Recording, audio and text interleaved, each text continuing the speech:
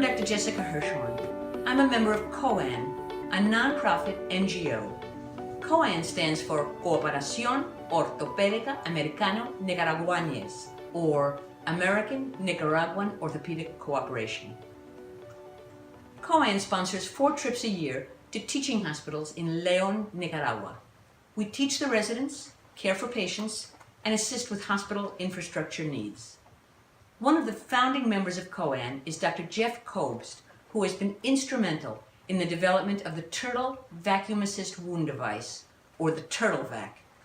It is functionally equivalent to a wound vac, but can be made for about $60 using readily available parts. Except for 2 parts, all items are available on Amazon. The TurtleVac generates constant, low-grade suction to a wound or infection, improving drainage and inducing healthy granulation tissue. This video will show you how to make a TurtleVac step by step. Please look below in the comments section for a link to a Google Doc that lists all the parts needed, as well as step-by-step instructions that correspond to this video. Here's the completed TurtleVac. The on-off switch, which is the airline tubing and the one-way stopcock, the banjo connector, which is attached to the vacuum canister, and the pressure gauge. The parts you need to make a TurtleVac are first a Tetra Whisper aquarium filter for a 100-gallon tank. There are smaller ones made, but they do not offer adequate suction, so the 100-gallon or more is what you need. Dynaflex 230 clear sealant, Loctite plastic epoxy, a standard caulking gun for the sealant, a one-way lure lock stopcock, standard airline tubing, and a banjo connector that measures 3/8 inch barb and 1/4 inch internal diameter of the threads. Standard suction tubing, a McMaster gauge, catalog 3935K62. The McMaster gauge measures in inches of mercury, so that your equivalent of 125 millimeters of mercury would be -5.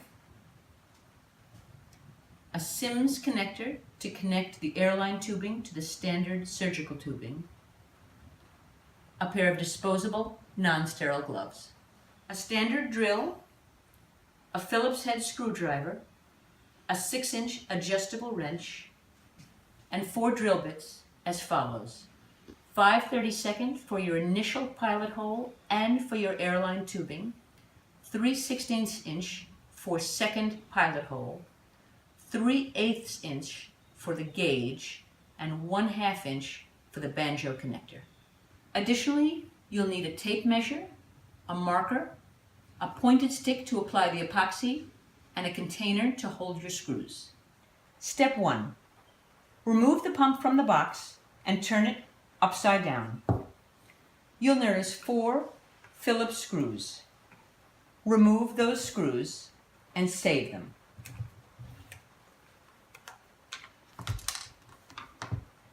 Fourth screw removed and saved. You'll notice 2 exhaust pipes at the end. You can ignore those. You'll also notice a felt circle, which later will be removed and filled with epoxy. You then remove the base from the shell, thusly. Step 2. From the inside of the blue shell, you'll see an imprint of the center, as well as an indication that says line cord. This shows you from which direction the cord will come from. Use the center imprint as a guide for your first pilot hole with the 5/32 inch drill bit from inside to out.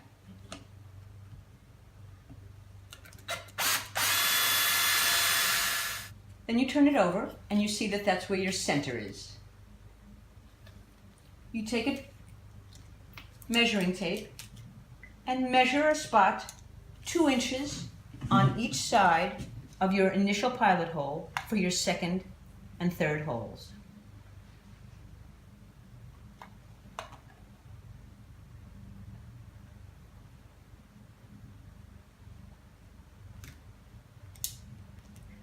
You'll notice that the drill bit will collect pieces of plastic and should be cleaned regularly. Drill 2 pilot holes where you've made your marks, being careful to hold the shell firmly.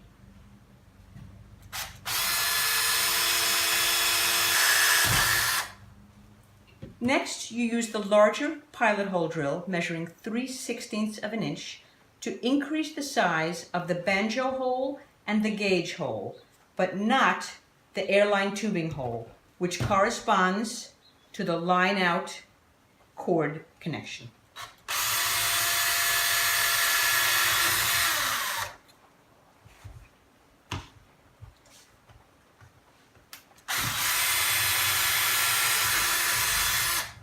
Step 3. Drill the hole for the gauge, furthest from where the cord is attached. Hold the shell firmly and use a 3/8 inch drill bit.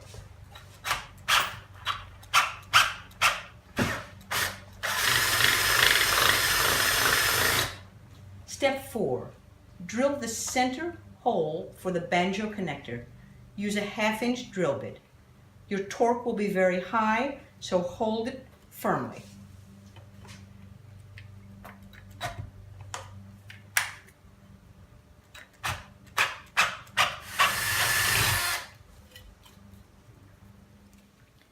Now we've drilled our holes.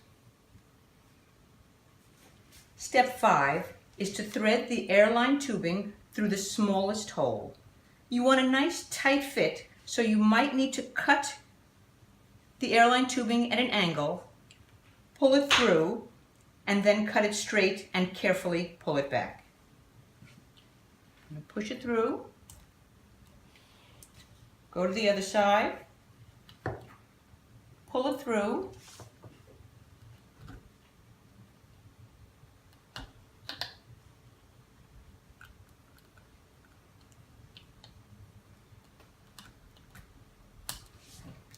cut it straight,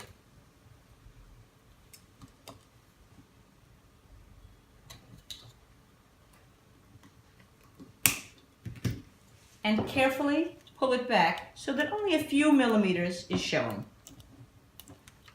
Step 6 is to insert the banjo connector in the center hole using a wrench to finish for a press fit. This might be difficult and you might need some more strength to help you.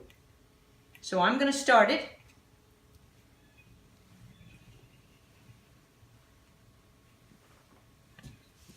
A little bit proud is fine because that's where you want your epoxy to be. Step 7 is to screw in the gauge. Start by hand and finish with the adjustable wrench.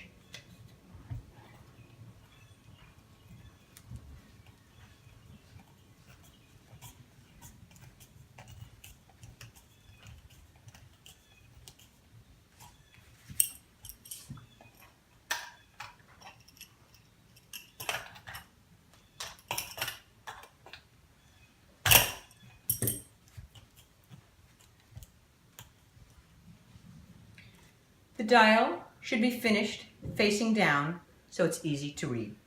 Step 8 is to use the epoxy to epoxy the undersurface and the outside of the 3 connections.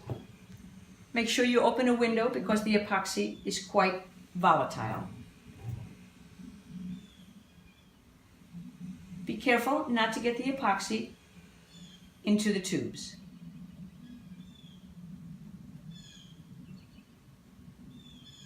There's the tube.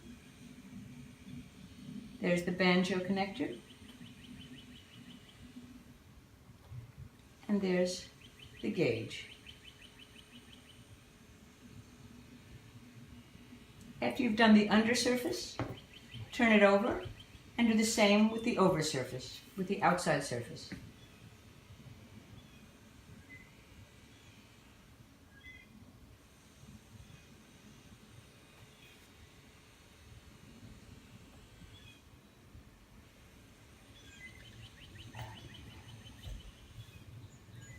I'm using an epoxy with a little nozzle, which makes it a little easier, but you can also use regular epoxy and spread it with a small pointed stick. The next important step, after you have epoxied the inside and the outside, is to take the black base, remove the felt liner, and fill that hole with epoxy.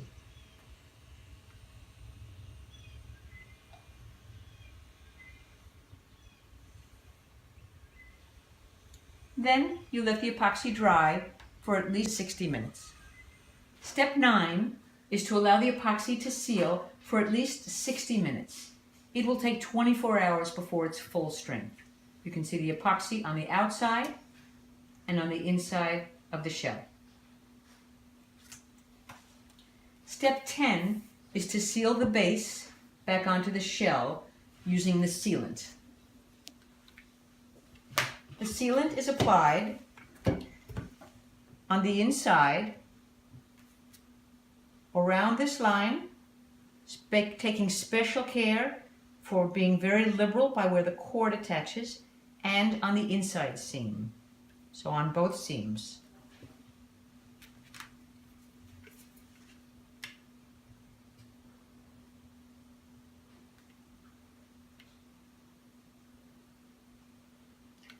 And extra around where the cord attaches.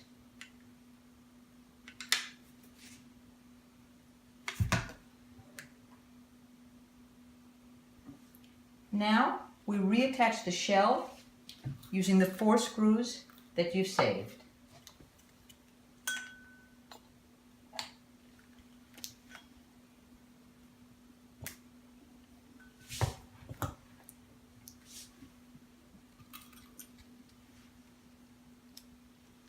Screw them in as tightly as you can. And there's the 4th screw.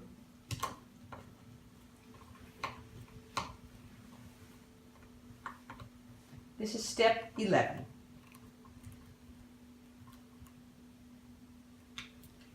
Step 12, using disposable gloves, you take some more of the sealant and you spread it around this outside seam for full closure.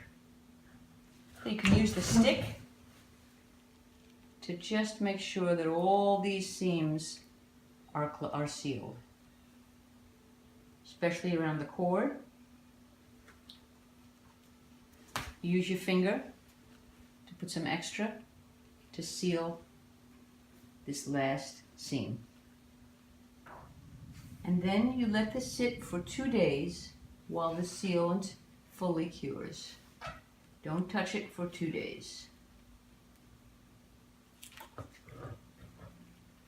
It will cure clear. Attach the one-way lure lock stopcock to the end of the airplane tubing.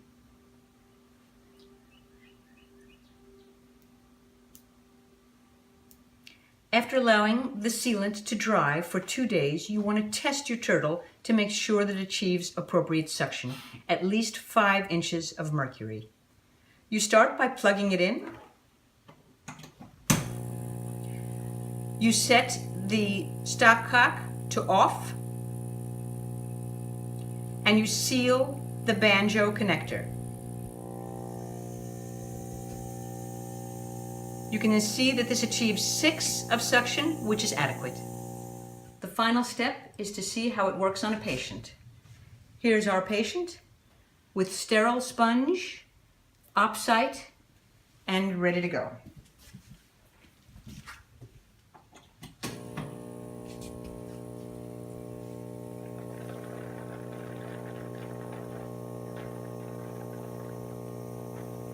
That shows the fluid draining out, and the suction is adequate because the sponge has deflated.